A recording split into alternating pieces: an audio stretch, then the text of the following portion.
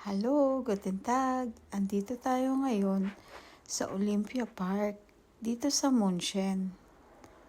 Ang ganda ng weather, no?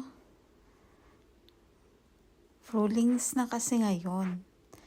Ang pupuntahan ko talaga dito ay itong mga cherry blossom tree. Isa ito sa mga pinupuntahan ng mga turista. Kitang-kita naman, ang daming tao. Kasi ngayon lang medyo masikat ang araw.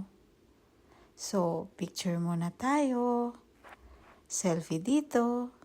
Selfie doon.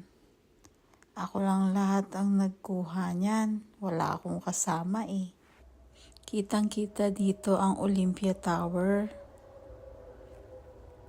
Ito naman ang kuha sa malapitan. Ang ganda, no? Grabe yung pagka-pink nila. Buti na lang ang ganda ng panahon. Kitang-kita mo ang mga kulay. Nung una, sa pictures ko lang to nakikita o kaya sa internet. Ngayon, sa personal na. O siya, uwi na tayo, mainit na.